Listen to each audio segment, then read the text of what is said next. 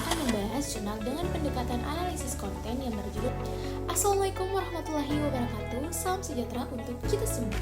Shalom, Om Swastiastu, Namo Buddhaya, Waididan Tiang, salam kebajikan. Saya Gina Radha Rasya, mahasiswi Universitas Kalimantan kelas 4. Sebelumnya, saya ingin berterima kasih kepada Bapak Dr. Suwito SE, MSI, AK, CSRS, CSRA, selaku dosen pengampu mata kuliah metode penelitian. Jadi, saya akan membahas jurnal dengan pendekatan analisis konten yang berjudul Membaca Film sebagai sebuah teks. Analisis isi film, nanti kita cerita tentang hari ini. Perkembangan dunia perfilman saat ini sudah berkembang pesat, tak terkecuali di Indonesia. Berbagai tema film telah diproduksi sebagai sarana hiburan maupun penyampaian pesan bagi halayaknya. Penelitian ini bertujuan mendeskripsikan pesan atau message yang disampaikan dalam sebuah film dengan menganalisis isi atau konten analisis.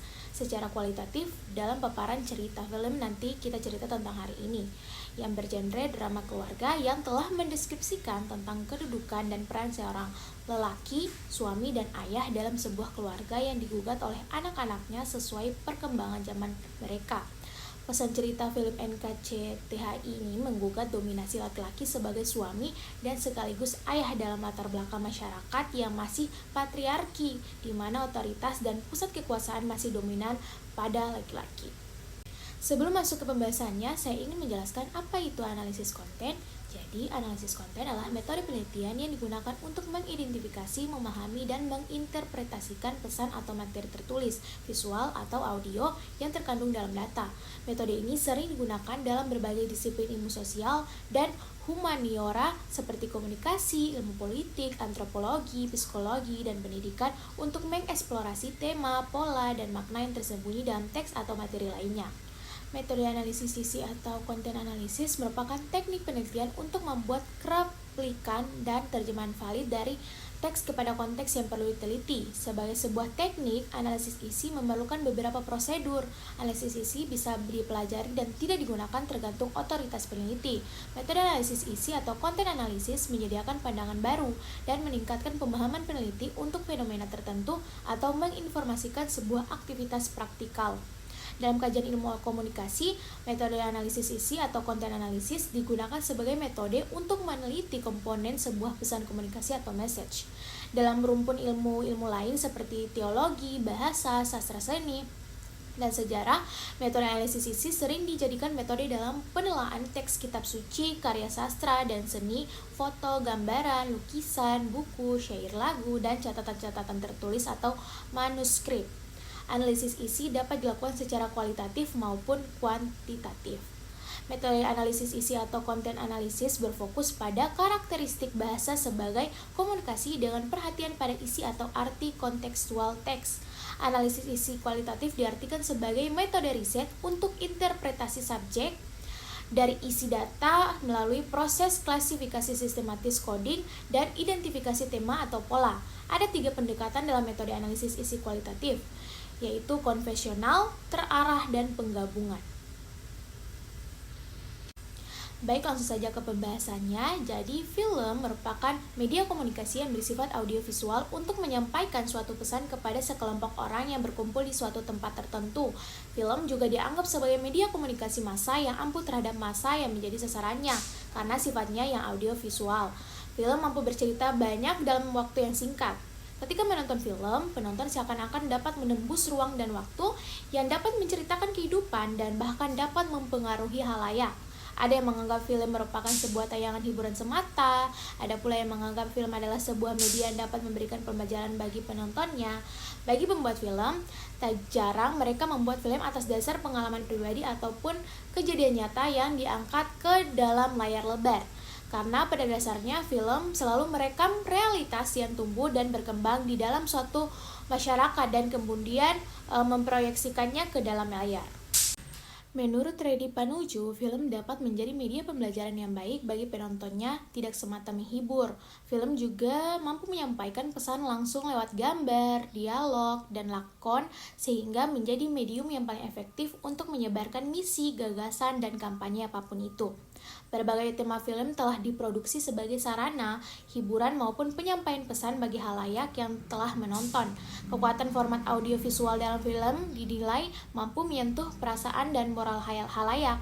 Film sering menjadi wadah bagi pembuatnya untuk menyampaikan pesan moral yang tersirat bagi penonton atau audiens target dari film tersebut. Jadi pesan-pesan tertentu dalam sebuah film dikomunikasikan untuk dibaca atau didekodekan oleh penonton dan selanjutnya memengaruhi pemahaman individu penonton. Dapat dikatakan, film merupakan bagian dari komunikasi media massa bersifat audiovisual dan bertujuan untuk menyampaikan pesan sosial atau moral tertentu kepada penontonnya. Atas adanya realitas yang tumbuh dan berkembang di masyarakat, film pun dapat diciptakan hampir sama dengan apa yang penonton rasakan. Sehingga saat menonton dan selesai menonton, penonton dapat merasakan sensasi kedekatan dengan adegan yang ada pada film tersebut. Tidak hanya adegan pada film, tapi maksud, tujuan, dan pesan pada film yang ditonton. Komunikasi massa menghasilkan suatu produk berupa pesan-pesan komunikasi. Produk tersebut disebarkan, didistribusikan kepada khalayak luas secara terus-menerus dan jarak waktu yang tetap, misal harian, mingguan, dan atau bulanan. Proses produksi pesan tidak dapat dilakukan oleh perorangan, melainkan harus oleh lembaga dan membutuhkan teknologi tertentu sehingga komunikasi massa akan banyakkan dilakukan oleh masyarakat industri film. Perkembangan dunia perfilman saat ini sudah berkembang pesat tak terkecuali di Indonesia.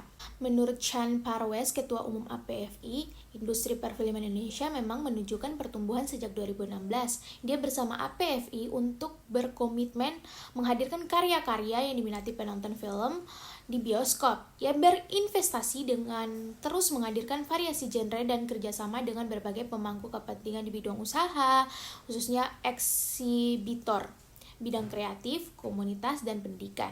Satu di antaranya judul film rilis tahun 2020 dan menarik antusias penonton berjudul Nanti Kita Cerita Tentang Hari Ini atau NKCTHI yang disutradarai Angga Dwimas Sasongko dengan bintang seperti Rio Dewanto, Sheila Dara Aisha, Rahel Amanda, Doni Damara, Susan Bahtiar, Oka Antara, Niken Anjani, dan Agla Artalidia yang masing-masing memerankan tokoh angkasa atau laki-laki si sulung, Aurora atau perempuan anak tengah, dan Awan atau perempuan bungsu beserta ayah ibu mereka dalam beberapa periode usia. Beberapa bintang lainnya menjadi pelengkap karakter lain seperti Chico Jericho, Umay Sahab, Muhammad Ahdiat, Sinyo, Naila Deni Purnama, Aleira Fakira, Kurniawan Syakila, Afifa Putri, serta musisi Ardhito Pramono. Kisah dalam film ini diangkat dari buku karya Marcella F.P.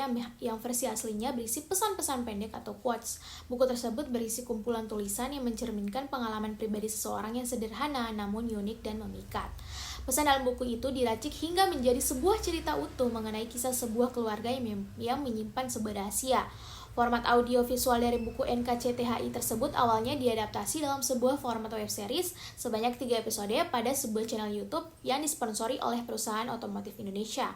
NKCTHI menjadi film ke-13 yang diproduksi V Cinema Pictures yang tayang serentak di bioskop Indonesia pada 2 Januari 2020, sekaligus menandai 15 tahun kiprah sutradara Angga Dwimas Sasongko di dunia penyutradaraan dan 1 dekade Rio Dewanto pemeran angkasa berkarya sebagai aktor. Rilis data penonton film NKCTHI berhasil meraih lebih dari 2 juta penikmat karya tersebut dan menduduki posisi nomor 2 di bawah film sequel lanjutan film Dilan yang berjudul Milea, Suara dari Dilan yang meraih 3 juta lebih penonton selama periode kuartal 1 tahun 2020. Film NKCTHI menjadi pembuka di awal tahun yang menembus angka 1 juta penonton. Dengan prestasi meraih penonton 2 juta lebih, antusiasme dan trending topik di jagat media sosial, serta menjadi bahasan banyak komunitas dan masyarakat secara umum terkait film tersebut. Maka peneliti tertarik untuk mengangkat topik bahasan isi dari paparan cerita film NKCTHI khususnya untuk memperoleh jawaban apa sebenarnya isi atau pesan yang disampaikan dalam penceritaan di film NKCTHI tersebut. Maka dengan latar belakang permasalahan tersebut, peneliti akan menggunakan pendekatan analisis isi atau konten analisis kualitatif dalam melakukan kajian terhadap isi atau pesan yang ada dalam film Nanti Kita Cerita Tentang Hari Ini atau NKCTHI. Tujuan dari penelitian ini diharapkan akan memberikan deskripsi dari isi atau pesan dalam cerita film NKCTHI sehingga khalayak bisa lebih memahami inti pesan dari penceritaan dalam sebuah film. Film NKCTHI mengisahkan tentang sebuah keluarga yang menyimpan sebuah rahasia. Si sulung laki-laki Angkasa Srio Dewanto, perempuan si anak tengah Aurora Sheila Dara, dan perempuan si bungsu Awan Rahel Amanda. Kakak beradik yang hidup dalam keluarga tampak bahagia. Namun setelah mengalami kegagalan besar pertama di tempat kerjanya, si bungsu Awan berkenalan dengan Kale, laki-laki pemusik estrensik yang memberinya pengalaman hidup baru mengenai patah, bangun, jatuh, tumbuh, dan ketakutan manusia pada umumnya. Awan, si bungsu yang mulai mencicipi dinamika hidup, jatuh dan bangun serta pahitnya gagal sebagai bagian dari proses pendewasaan. Setelah berkenalan dengan Kale, si pemusik dengan sikap ekstrensiknya, sifat Awan mulai perlahan berubah. Perubahan sikap Awan mendapat tekanan dari orang tuanya. Imbas dari kejadian tersebut, 3 kakak beradik itu pun mulai memberontak hingga akhirnya rahasia keluarga mereka terungkap yang merupakan sebuah trauma atau luka besar dalam keluarga mereka. Dari sisi penceritaan, film NKCTHI memiliki alur multiplot di mana penceritaan dalam film tersebut selain memiliki cerita utama atau dalam film NKCTHI kisah keluarga terkait kisah orang tua dan ketiga anak mereka, juga memiliki plot-plot terpisah pada masing-masing anak, Angkasa, Aurora, dan Awan, di mana ketiganya memiliki cerita sedih pilunya sendiri dengan permasalahan yang berbeda. Dalam kisah film NKCTHI yang dimaksud trauma luka besar dalam keluarga itu adalah kehilangan salah satu anak kembar mereka atau kembaran si bungsu Awan yang meninggal sesaat kelahiran. Berharap bisa menghapus musibah keluarga itu, sang ayah melarang istrinya dan anak-anak agar tidak larut dalam kesedihan. Berusaha mengubur kisah sedih itu sedalam-dalamnya, setiap anggota tidak diperbolehkan sang ayah bersikap murung. Namun di kemudian hari, sikap yang mengabaikan rasa sedih, kecewa, merasa gagal ini menyisakan permasalahan dalam menyikapi persoalan kehidupan mereka sehari-hari. Sikap tegas yang diterapkan sang ayah bagi semua anggota keluarga dalam menanggapi musibah keluarga tersebut, serta mendominasi dalam berbagai kejadian, maka sang ayah dideskripsikan menjadi king of the rule untuk bisa menentukan boleh atau tidaknya apa yang dilakukan pada setiap anggota dalam keluarga. Sentral di keluarga itu adalah sang ayah. Istri dan anak-anak hanya diminta patuh atas keputusan yang telah ditetapkan. Penggambaran sosok utama sang ayah yang digambarkan dalam film seperti mewakili pandangan masyarakat selama ini dalam sistem patriarki, di mana peran laki-laki menjadi dominan dan menentukan dalam keluarga tradisional. Otoritas sang ayah sebagai kepala keluarga begitu besar, tak terimbangi oleh istri, terlebih anak-anak. Namun seiring modernisasi dan perkembangan yang berkembang di masyarakat, kondisi demikian tidak lagi sepenuhnya bisa diterima. Peran wanita dalam hal ini, seorang istri sekaligus ibu baik yang bekerja maupun tidak bekerja, tidak lagi terkukung dengan pekerjaan domestik di dalam rumah. Perkembangan teknologi komunikasi dan interaksi sosial yang bisa terjalin meskipun berjarak sangat memungkinkan wanita atau istri dan sekaligus ibu sebagai rumah tangga melakukan pengembangan dirinya dalam banyak aspek kehidupan, bahkan mampu menjalankan bisnis sampingan untuk menunjang ekonomi keluarga. Terlebih bagi seorang ibu bekerja yang bisa meraih tangga karir di tempat kerjanya sejauh yang dimungkinkan dengan prestasi yang bisa mendorongnya maju. Plot-plot lain dari berbagai cerita perjuangan suka duka dari anak-anak menjadikan film NKCTHI memiliki cerita multiplot yang membuat film menjadi lebih berwarna. Kekecewaan karena sebuah mimpi yang terkubur, tarik-menarik kepentingan antara prioritas urusan pribadi, pekerjaan, dan keluarga. Meskipun ketiga kakak beradik Angkasa, Aurora, dan Awan saling mendukung dan saling melindungi, namun mereka menyadari bahwa kehidupan soal manusia sesungguhnya secara realitas lebih luas dari itu, bukan hanya antar anggota keluarga. Kehidupan sosial banyak terkait dalam interaksi dengan orang-orang lain di luar keluarga, apakah seorang teman, sejawat, teman dekat, atau kekasih dan orang-orang lain yang ada di sekitar mereka. Film NKCTHI bergenre drama keluarga seperti menyampaikan sebuah pesan atau message bahwa kehidupan akan selalu berubah, mengubah sebuah peran dan fungsi sebuah posisi meskipun di dalam lingkup keluarga. Dengan perubahan yang berjalan akan menjadikan posisi seseorang berubah, meninjau ulang hubungan atau interaksi dan relasi yang sudah ada dan memperbaikinya agar lebih terkoneksi dengan dinamika yang terjadi saat ini. Pesan atau message baik yang tersurat karena tergambarkan dalam cerita, adegan film dari akting para pemerannya maupun yang tersirat dalam ungkapan dialog penggambaran suasana atau setting tentunya akan ditangkap sebagai secara subjektif pada masing-masing orang sesuai dengan latar belakang, pengalaman, dan pengetahuannya. Kita terlibat dan akan menjadi landasan meliputi berbagai bahan bacaan lain dari berbagai sumber akan menjadi wawasan, pengalaman, dan juga sistem nilai masyarakat yang sudah terbentuk dalam diri kita akan turut menjadi sandaran pilihan sebagai sebuah film. Pembacaan teks dalam cerita film NKCTHI cukup tergambarkan dominannya peran sang ayah sebagai seorang suami sekaligus ayah anak-anaknya begitu dominan dan memegang otoritas penuh dalam keluarga seperti pemahaman patriarki dalam masyarakat tradisional di mana seorang laki-laki king of the rule yang menentukan sikap boleh atau tidaknya bagi setiap anggota keluarga dalam menghadapi permasalahan. Namun sesuai perkembangan baik secara teknologi dan peradaban manusia saat ini, pandangan patriarki menurut KBBI sebagai perilaku mengutamakan laki-laki daripada perempuan dalam masyarakat atau kelompok sosial tertentu digugah dan dipertanyakan seiring perubahan yang berjalan dan meninjau ulang hubungan atau interaksi dan relasi yang sudah ada dan memperbaikinya agar lebih terkoneksi dengan dinamika yang terjadi saat ini.